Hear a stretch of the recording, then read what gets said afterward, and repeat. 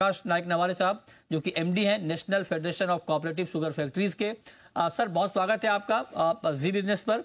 और मेरा सबसे पहला सवाल, चूंकि आपके कॉन्फ्रेंस में केंद्रीय मंत्री ने ये बात कही है, कितनी उम्मीद कर रहे हैं आप और कितनी जल्दी ये उम्मीद की जानी चाहिए कि एथेनॉल और चीनी की एमएसपी बढ़ सकती है? गुड मॉर्निंग मृत्युंजय जी। कल हमारे यहाँ एफिशिएंसी अवार्ड सेरेमनी था, बहुत बढ़िया रहा। 500 से भी ज्यादा लोग सारे भारतवर्ष से शुगर इंडस्ट्री से जुड़े हुए आए थे और प्रमुख अतिथि हमारे फूड मिनिस्टर जी थे। और उन्होंने ऐलान करने के पहले हमारे जो प्रेसिडेंट है हर्षवर्धन पाटिल जी, उन्होंने 3-4 मुद्दे उनके सामने रखे थे अपने जो वेलकम स्वागत पर भाषण होता है उसमें। एक मुद्दा था कि एफआरपी के साथ शुगर एमएसपी और इथेनॉल की प्राइसेस लिंक करनी चाहिए। एक तरफ से एफआरपी बढ़ते जा रही है और ये दोनों चीजें अपनी जगह पे है, ये एक मुद्दा उन्होंने उपस्थित किया था। फिर इथेनॉल के प्राइसेस बढ़ाने के बारे में उन्होंने मुद्दा उपस्थित किया और इथेनॉल अलॉटमेंट जो दिन ब दिन कम होती जा रही है। एक टाइम था जब 77% इथेनॉल अलॉटमेंट थी शुगर इंडस्ट्री से बनी हुई इथेनॉल को, अब वो 32% तक आई है। और लास्ट मुद्दा उन्होंने उपस्थित किया कि हमने 10 साल का रोड मैप तैयार किया है जो सादर किया जाएगा। तो उसके रिस्पांस में मंत्री जी ने ये जरूर आशादायक टिप्पणी की है कि ये सारे मुद्दों के ऊपर वो ग्रुप ऑफ मिनिस्टर में ले जाएंगे और इस पे जरूर विचार करेंगे। काफी पॉजिटिव और आशादायक टिप्पणी है। ओके, तो आप कहें कि काफी पॉजिटिव ये बयान है केंद्रीय मंत्री का। सर मैं जानना चाहता हूँ कि इसके ऊपर बहुत लंबे समय से आप लोगों की डिमांड भी है कि ये होना चाहिए। अभी चूंकि अभी कुछ सिनारियो बदला है और अभी हम जब आपसे बात कर रहे हैं तो यूएस ट्रेड डील को लेकर बहुत चर्चा हो रही है और यूएस 4 कमोडिटीज के ऊपर, मतलब 4 जो एग्री प्रोडक्ट हैं उसके ऊपर यूएस का दबाव है कि एथेनॉल का इंपोर्ट इंडिया कर ले यूएस से। बाकी तो है ही ऑयल और डेयरी प्रोडक्ट। मैं एथेनॉल पे ही बात करना चाह रहा हूं। तो इस सिचुएशन को देखते हुए और चूंकि राइस भी अब सस्ते भाव पर दिया जा रहा है एथेनॉल के लिए, अब के हालात में क्या एथेनॉल के दाम आपके हिसाब से होने चाहिए जो क्या, या फिर जो आपकी पुरानी डिमांड थी एथेनॉल प्राइस की वही है या उसमें कुछ रिवीजन है? सबसे पहले मैं वो पहला जो मुद्दा जिक्र किया आपने कि प्रेसिडेंट ट्रंप एक तरीके से प्रेशर डाल रहे हैं कि इथेनॉल इंपोर्ट इंडिया में होनी चाहिए, इसके हम पूरी तरह से खिलाफ है। क्योंकि इथेनॉल पॉलिसी जब से आई है, नेशनल बायोफ्यूल पॉलिसी 2018 से, उसके बाद क्या क्या हुआ है इंडिया में। 1,07,580 करोड़ रुपया फार्मर्स का इनकम गया है इथेनॉल पॉलिसी आने के बाद, और 1,26,210 करोड़ फॉरेन एक्सचेंज हमने बचाया है। एनवायरमेंटल फ्रेंडली है, ये तो बाकी एडवांटेजेस है, लेकिन ये ख्याल में रखते हुए अभी इथेनॉल इंपोर्ट का बैन उठाना ये बहुत फार्मर के अगेंस्ट होगा और हमने जो पॉलिसी बनाई है बायोफ्यूल पॉलिसी उसके अगेंस्ट होगा। तो इसके हम साफ खिलाफ है। हमने लिखित रूप में गवर्नमेंट को हमारी जो व्यूज है वो पेश किया है। अब आपका सेकंड मुद्दा था इथेनॉल के प्राइसेस बारे में। देखिए एफआरपी जिस रफ्तार से बढ़ी है उसके सामने हमारी शुगर इंडस्ट्री से बनी हुई इथेनॉल अपनी जगह पे है। I just give you some figures. 31 मई तक 1052 crore litres ethanol has been allocated, comprising 32% from sugar based feedstocks and 68% from grain based feedstock.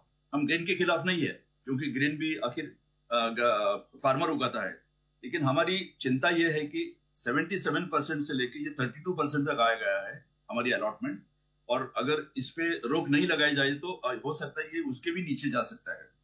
तो इसलिए अलॉटमेंट की सबसे इंपॉर्टेंट बात है। फिर प्राइस ऑफकोर्स है, बी हेवी की मोलासिस की प्राइस 60 रुपए 73 पैसे पे अटकी हुई है पिछले 2 साल से, और sugar cane juice, sugar syrup की भी 65.61 पे अटकी हुई है।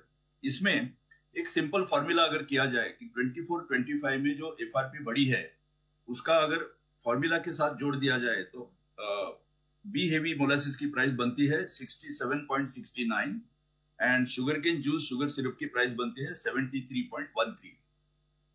ये अगर फॉर्मूला मान लिया जाए तो सबसे इसलिए मांग हमने की है कि कहीं ना कहीं एफआरपी के साथ ये लिंक किया जाए, तभी ये फॉर्मूला आ सकता है आगे चल।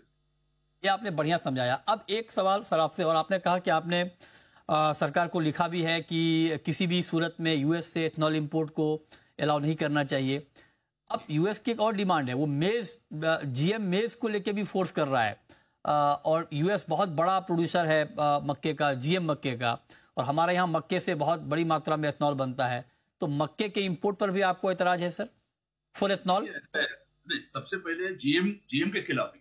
जीएम हमारे यहाँ it's not allowed in India.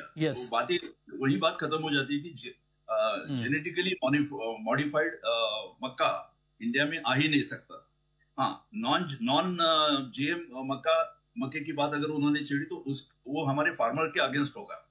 देखो, एक तरफ से हमने मक्के का एरिया बढ़ाया है, मक्के की प्रोडक्टिविटी बढ़ गई है। मक्का खरीदने के लिए गवर्नमेंट ऑफ इंडिया ने एजेंसी एनसीसीएफ और नाफेड जैसी खड़ी की है, और बड़े पैमाने पे मक्के की खरीदारी हो रही है और फार्मर को अच्छा दाम मिल रहा है एमएसपी के ऊपर जाके। तो ऐसे हालात में इंपोर्ट करके फार्मर के अगेंस्ट ये डिसीजन होगा। और हमारी कंट्री एग्रेरियन कंट्री है, ये यहाँ नहीं मंजूर होगा फार्मर्स के लेवल पे और हमारी लेवल पे ऑब्वियसली। तो हम इसके भी खिलाफ हैं। बिल्कुल ठीक बात है, और इसकी ये बात हो भी रही है कि भाई अल्टीमेटली अगर आएगा तो इंडियन फार्मर को नुकसान होगा। ये बात आपने बिल्कुल ठीक कही। अब मैं आता हूं सर चीनी की सप्लाई डिमांड पे। आपको लगता है कि अभी सप्लाई सिचुएशन कंफर्टेबल है? फेस्टिव सीजन में जो हमारा एलोकेशन है उसको देखते हुए क्या सप्लाई ठीक ठाक रहेगी, या कोई टाइटनेस आपको दिख रही है चीनी की सप्लाई में?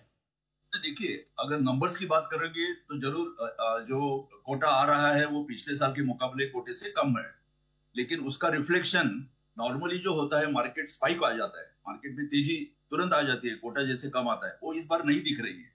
ये सबसे बड़ी बात है इस बार की कि 2 लाख, 2.5 लाख, 3 लाख कोटा कम आने के बावजूद वो स्पाइक नहीं दिख रहा है। इसका सीधा सीधा मतलब यह है कि ओवरऑल कंजम्पशन इंडिया का, डोमेस्टिक कंजम्पशन बहुत प्लेट्यू स्टेज पे आया है, वहां कोई बढ़ नहीं रहा है। तो मुझे नहीं लगता कि between now, like we are in July, August, September, October, 4 महीने में जो भी फेस्टिवल सीजन है वो मद्देनजर रखते हुए जो कोटा आ रहा है उससे कोई बहुत ज्यादा तेजी मार्केट में आने की मुझे संभावना नहीं लगती है। ओके, तो आप कह रहे हैं कि चीनी के दाम अभी नहीं बढ़ने वाले हैं, राइट सर? बहुत ज्यादा नहीं बढ़ेंगे। अभी जो लेवल है उससे 5-10% यहाँ वहां हो सकता है, लेकिन उससे ज्यादा बहुत बड़ी तेजी नहीं आने की गुंजाइश। अच्छा, मतलब आप कह रहे हैं कि 5 से 10% तक बढ़ सकते हैं? नहीं, डोंट पुट नंबर्स। ऐसा है कि जो अभी रेट चल रहे हैं 37, जो एस ग्रेड है उसके 37.50 की, या 37 रुपए 50 पैसे किलो के चल रहे हैं, और एम ग्रेड के 38.5। तो ये मेरे ख्याल से सही है। लेकिन उसके ये कहते हुए ये भी मुझे कहना जरूरी है कि हमारी कॉस्ट ऑफ प्रोडक्शन जो है उससे भी कम है ये रेट। हमारी कॉस्ट ऑफ प्रोडक्शन सारी इंडस्ट्री की जो बनाई थी तो उससे भी कम चल रही। तो मुझे नहीं लगता कि इसमें बहुत ज्यादा तेजी आने की कोई गुंजाइश। ओके, तो आप कह रहे हैं बहुत ज्यादा दाम बढ़ने की गुंजाइश नहीं है। क्विकली सर एक आखिरी सवाल, एक्सपोर्ट का 10 लाख टन का कोटा पूरा हो जाएगा सर, या उससे थोड़ा कम होगा? देखो, 6.5 लाख टन के ऑलरेडी एक्सपोर्ट हो चुका है, 2 लाख टन के कॉन्ट्रैक्ट हो चुके हैं। तो इनका कुल मिला के मुझे लगता है कि 8.5-9 लाख टन जाएगा, 1 लाख टन शायद कम बच जाएगा 10 लाख टन में से। और वो हमारी डोमेस्टिक जो इन्वेंट्री है उसमें वो हमारे काम में आएगा। बिल्कुल, बहुत शुक्रिया आपका हमारे साथ जुड़ने के लिए और डिटेल में शुगर मार्केट के बारे में बात करने के लिए। छोटा सा ब्रेक।